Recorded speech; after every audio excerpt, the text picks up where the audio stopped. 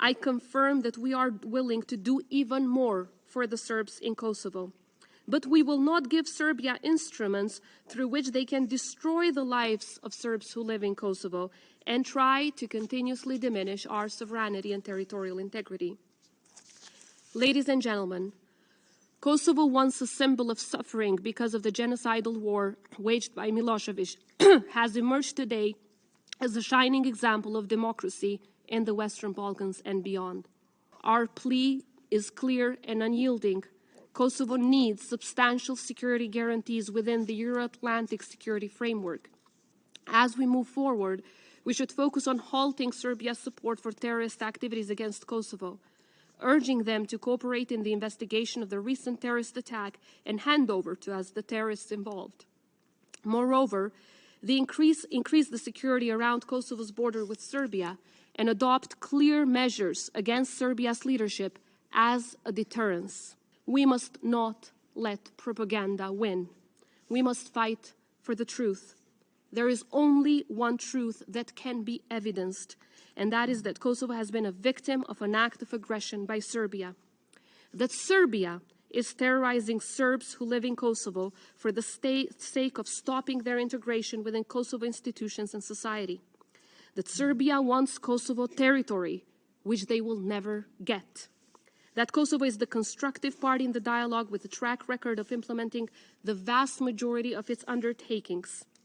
And that Serbia's list of non-implementation is so long that it would take us many, many hours to just go through it.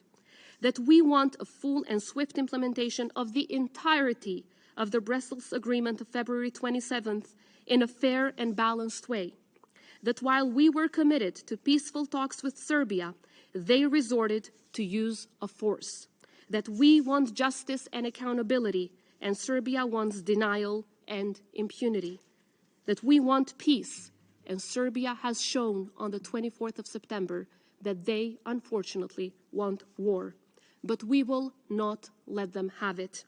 As we all know, democracy and freedom always prevail, because there's nothing that can stand in the way of a freedom-loving nation.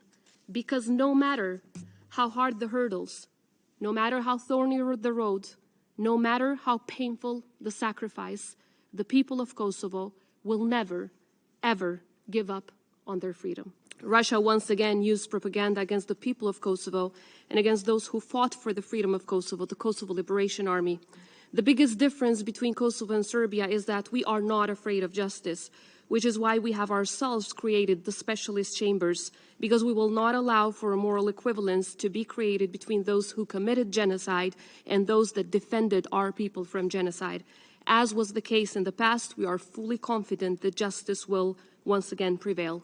You heard Russia and Ms. Brnabić today speaking about the so-called Kurti terror. Kurti is the Prime Minister of the Republic of Kosovo, but he was also a war prisoner, almost tortured to death in their prisons, while the President of Serbia during those same years was the Minister of Propaganda for Milosevic. And as if that was not enough, they publicly state, even nowadays, including last night by the President of Serbia, that they wish that they had never released Kurti from prisons alive. Yet again, the Prime Minister of Kosovo has chosen the dialogue. In that table led by EU negotiators, on one side you have the Prime Minister of Kosovo, a war prisoner, almost tortured to death. And on the other side, you have the Minister of Propaganda of the regime that tortured him. But we will never give up on dialogue as the only means for resolving any difference between us. Because Kosovo is a country full of Mandelas, Gandhis, and Martin Luther Kings, of people who strive for the future, for peace and reconciliation.